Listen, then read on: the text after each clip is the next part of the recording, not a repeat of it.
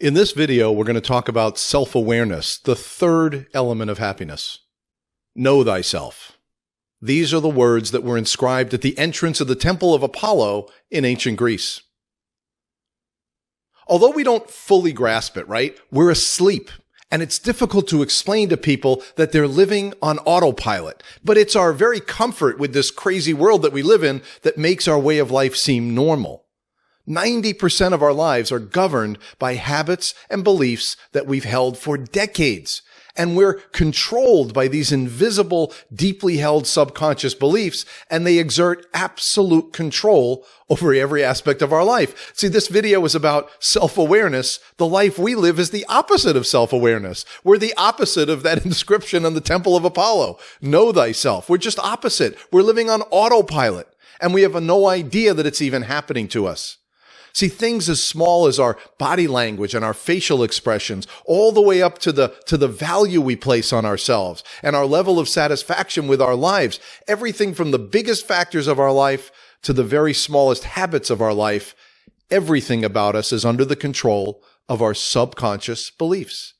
And we're blind to the fact that we even have these beliefs, yet we've been creating our own circumstances since our childhood. We're just not aware that it's happening. And we don't see it because the forces that are guiding our lives, our subconscious self-beliefs, are so deeply buried underneath our awareness. We simply don't see the truth that it is us. We are the source of our own joys and our own sorrows. As I said, we literally are living a life opposite of self-awareness.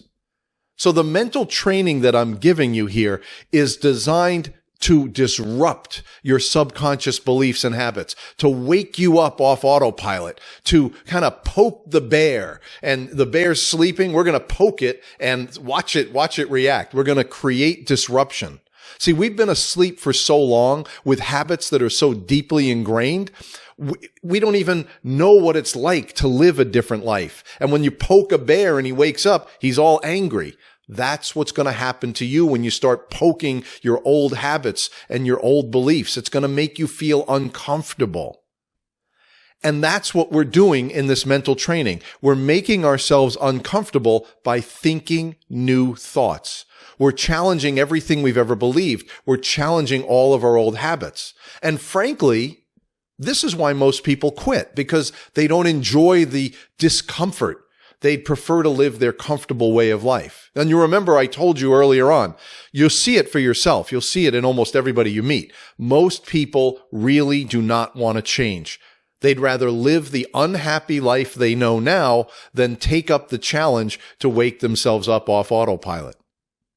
This word disruption actually becomes very important to the work we're doing in our mental training. Remember I gave you the example of brushing your teeth with your left hand, right? When you do that, it's very uncomfortable in the beginning, right? It's impossible.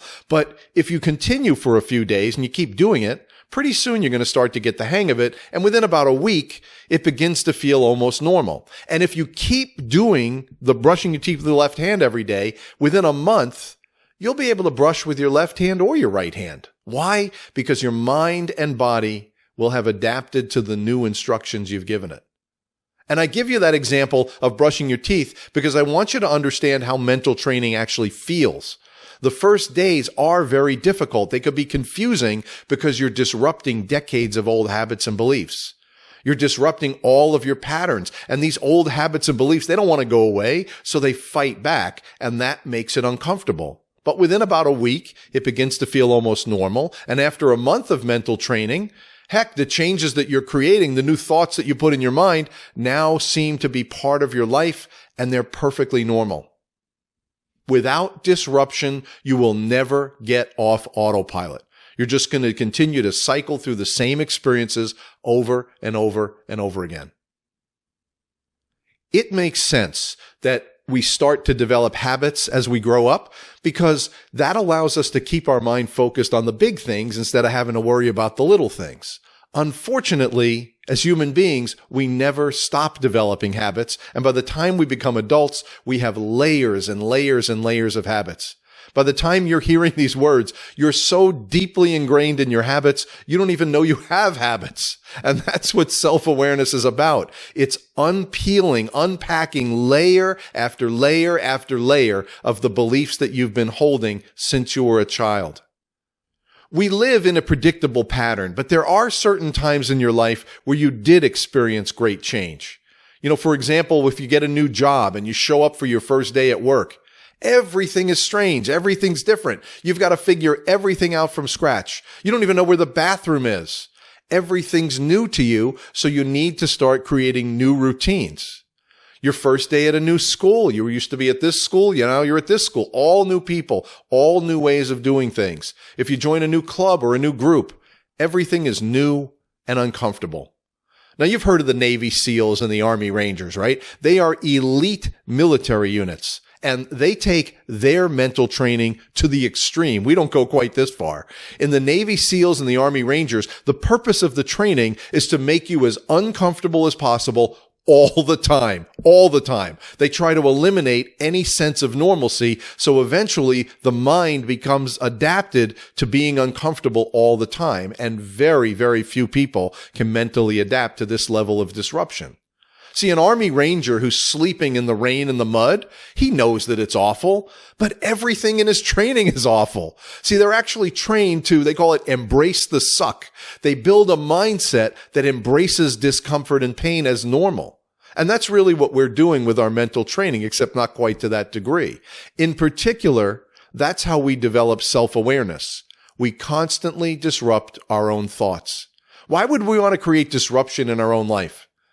Well, the best way to understand why we do that is to look at health. That's really the best example. If you're out of shape and you imagine a future where you're thinner and physically fit and you're in peak condition, then what do you have to do? You have to exercise, right? Why do you have to exercise? Because you have to disrupt the body you have now to get the body you want tomorrow. So after a good workout, you feel sore the next day. But that's a good thing. Why? Because you disrupted your body's normal state. And if you continue with the exercise, day by day, your body changes and adapts and transforms into the healthier body you had imagined. And that's why health is the best example, because you can actually feel the disruption in your own body, and you feel the soreness, and you recognize it as a positive sign. Disruption leads you to better health. And if you can do it for health, then you can do it for every aspect of your life. There's nothing about yourself that you can't change, but it's self-awareness that allows you to make these changes. The only way you will ever change in your life is to choose new thoughts. That's how you get your life off autopilot, and that is the only way to create an entirely new future for yourself. Self-awareness allows you to see things that had been invisible to you, just like brushing your teeth with the opposite hand. You become aware of thousands of things you hadn't noticed since you were 3 years old. Self-awareness leads you to realize how everything you do and say, everything has been based on habit. You see, if you're not self-aware, your choices are limited to only what you've known before and only what you've done before. With self-awareness, you can choose any thoughts, and so your options become unlimited. That's why self-awareness is so important. You see, the world responds to the vibe that you put out. So when you're on autopilot, you're not aware of why things are happening to you. But as soon as you wake yourself up and you begin to see that it was you all along that's been creating these unhappy experiences. And when you get that first glimpse of self-awareness, it's life-changing. When you intentionally poke the bear and wake him up and wake yourself up off autopilot, all these old habits and old beliefs rise up. It's uncomfortable, but it's very empowering to know that you created change in yourself. And that change affects how others respond to you. Know thyself. Those words are so important today, just as they were in ancient Greece. Self-awareness is what allows you to become a creator. And self-awareness is the key to the full enjoyment of all the options that life brings to you. So take out a piece of paper right now and write health, meaningful relationships, and now write self-awareness. And next to self-awareness, I want you to write down the person that you imagine yourself to be in the future, because you're going to use self-awareness to become that person.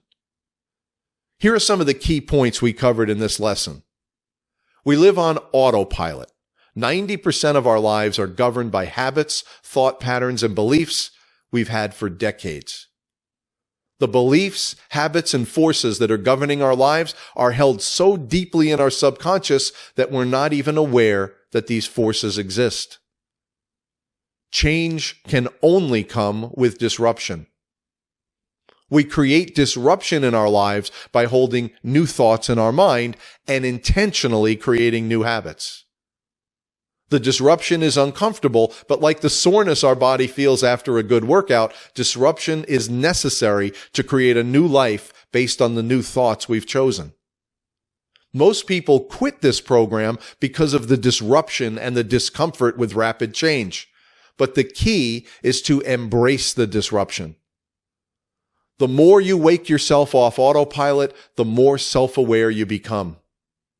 Self-awareness opens up more possibilities in life. Hey, we're halfway there. We've gotten through 3 of the elements of happiness. So here's what's coming up next.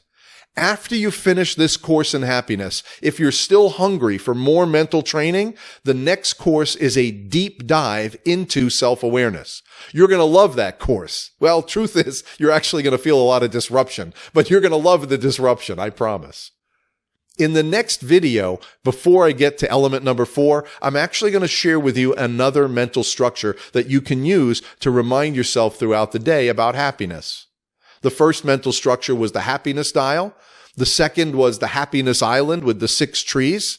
The next one I'm going to share with you is a mental structure, and inside this mental structure is the key to the entire cycle of mind system. After that video, we're going to get to the 4th element of happiness, inner peace. I know this mental training is not easy. Some days you feel like you're making great progress. Other days you may feel like you made no progress at all, or even feel like maybe you even went backwards for a day. See, you're changing your thoughts. You're changing your whole life. You're changing the person you've always been, and change means disruption. The bad days are just as important as the good days. It just means on those days, the change is happening under the surface. Mind is creating change for you. You're just not aware of it. Keep going with this mental training. You're in a great place. I'll see you at the next video.